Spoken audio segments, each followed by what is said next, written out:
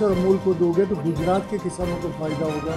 इसी प्रकार अजमेर के उपभोक्ताओं से भी अपील कर रहे हैं कि आप सरस दूध और उसके उत्पाद खरीदेंगे तो इससे अधिक फ़ायदा इसको अजमेर ज़िले के किसानों को होगा, वरना गुजरात के किसानों को फ़ायदा होगा। इसके अलावा हमने ये निर्णय लिया है कि किसानों का पेमेंट जो है बैंक में सीधा खाते में अजमेर डेयरी के माध्यम से जाए, ये प्रयास कर रहे हैं। इसी प्रकार नए प्लांट का जो है CCTV कैमरा युक्त करने की कोशिश कर रहे हैं।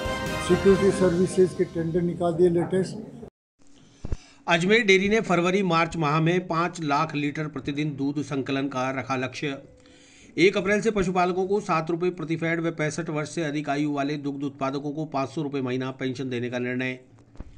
अजमेर जिला दुग्ध उत्पादक सहकारी संघ लिमिटेड ने निर्णय लिया है कि अजमेर डेयरी द्वारा इसी फरवरी मार्च माह में 5 लाख लीटर प्रतिदिन दूध संकलन किया जाएगा। इसी के साथ समस्त संचालक मंडल सदस्य व संबंधित कार्मिक गांव-गांव ढाणी-ढाणी में सरस जागरूकता अभियान भी चलाएंगे। शुक्रवार को अजमेर डेयरी में आयोजित पत्रकार वार्ता के दौरान डेयरी अध्यक्ष रामचंद्र चौधरी ने बताया कि अजमेर डेयरी द्वारा पशुपालकों को 10 जनवरी 2022 तक का भुगतान कर दिया गया है।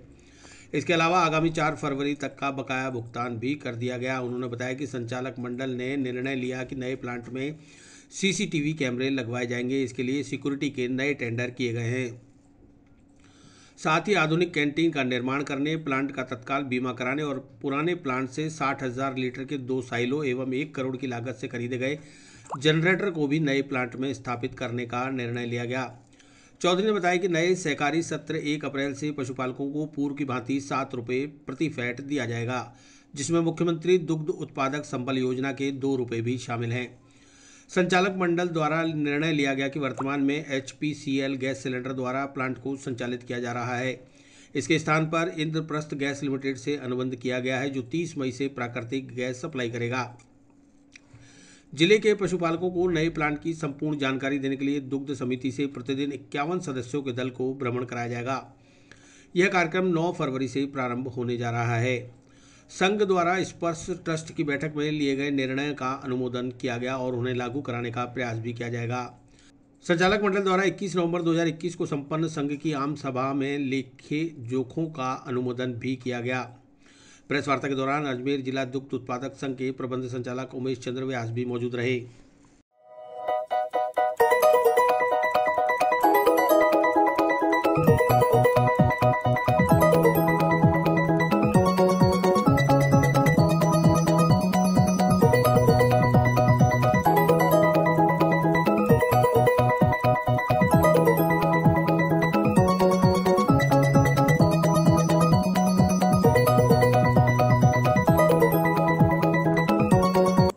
अजमेर डेयरी के संचालक मंडल की गत दिनों में बैठक संपन्न हुई। उसमें पहला निर्णय ये लिया कि हमारा दूध जो अभी 4 लाख लीटर प्रतिदिन जो संकलित हो रहा है उसको 5 लाख लीटर किया जाए। इसके लिए जो है प्रत्येक गांव और ढाणी में सरस की परिवार की ओर से जागरूकता अभियान चलाया जाएगा और उससे जो है दूध ज़्यादा संकलित करेंगे। इसी प्रकार उनको ये बताया जाएगा कि यदि आप सरस डेयरी में दूध देंगे तो आपके बच्चों का फ़ायदा होगा, अजमेर ज़िले के किसानों के बच्चे का, और यदि आप दूध पाइस और अमूल को दोगे तो गुजरात के किसानों को फ़ायदा होगा।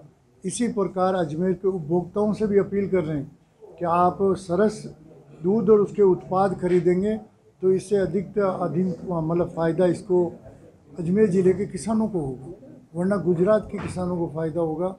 इसके अलावा हमने ये निर्णय लिया है कि भी किसानों का पेमेंट जो है बैंक में सीधा खाते में अजमेर डेयरी के माध्यम से जाए, ये प्रयास कर रहे हैं। इसी प्रकार नए प्लांट का जो है CCTV कैमरा युक्त करने की कोशिश कर रहे हैं। सिक्योरिटी सर्विसेज के टेंडर निकाल दिए लेटेस्ट, तो उसमें भी जो है सुरक्षा व्यवस्था मजबूत करने की कोशिश कर रहे हैं। इसके अलावा जो हमारा प्रयास है कि अजमेर डेयरी में जितने लेटेस्ट नवाचार है उसका करने का कोशिश करें।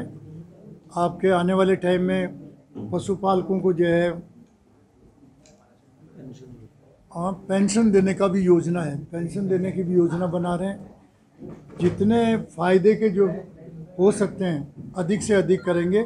दूध का भाव 21 फरवरी से ₹1 प्रति लीटर बोनस और डिविडेंड के रूप में वर्तमान दर में जोड़ेंगे 6.5 में, और नए सत्र में 1 अप्रैल से ₹7 फैट पहले की दर से वापस चालू कर देंगे। जो पहले कोरोना से पहले ₹7 फैट थी, वो आने वाली 1 अप्रैल से शुरू कर रहे हैं। वर्तमान में हमको डेप्रिसिएशन के भी जो है 320 करोड़ का प्लांट है, तो हमको 32 करोड़ डेप्रिसिएशन फंड में डालना पड़ता है प्रति वर्ष, जो प्रति माह 3 करोड़ समथिंग का करीब खर्चा आता है हमको। परंतु ये भी रखना जरूरी है कि इतना बड़ा प्लांट है, उसकी आगे जाके सुरक्षा, मरम्मत, मेंटेनेंस या और कोई छोटा मोटा काम हो, वो सब जो है इस डेप्रिसिएशन फंड से किया जाएगा। क्योंकि लिए कि राज्य सरकार ने RCDF ने कोई ऑर्डर निकाला था थोड़े दिन पहले, ये कहा कि संविदा कर्मियों का वेतनमान पहले से आधा देंगे।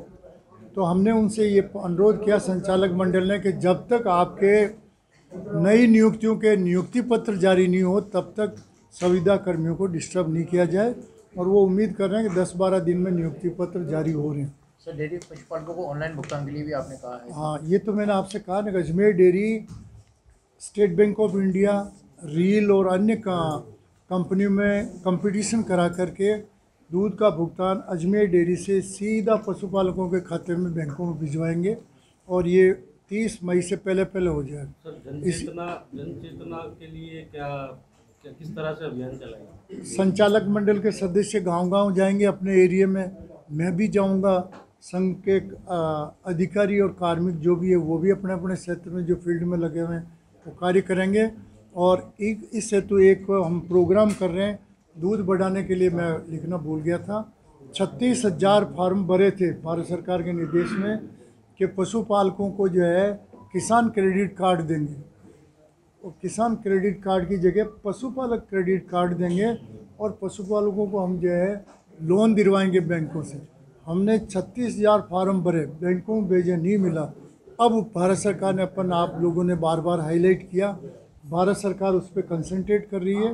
तो आने वाले टाइम में हम जवाहर रंगमंच पे, जैसे कोरोना की छूट मिलेगी, जवाहर रंगमंच पे अपन सारे जो है बैंकों के मैनेजर्स ज़िले के और लीड बैंक के जो अधिकारी उनके साथ, और सारे सचिवों के साथ, जो पहले की थी 11-12 में एक जॉइंट मीटिंग, वैसी मीटिंग करेंगे। तो उसमें जो है बैंक वालों को कोई समस्या तो उसकी बात हम करेंगे, और हमारी समस्या उसका समाधान वो करेंगे। कलेक्टर साहब को भी आमंत्रित इसलिए करेंगे कि वो लीड बैंक के पूरे ज़िले के जो है मालिक होते हैं। क्योंकि मांगों के संबंध में मैंने माननीय कटारिया साहब, पशुपालन और कृषि मंत्री के सामने बात रखी है।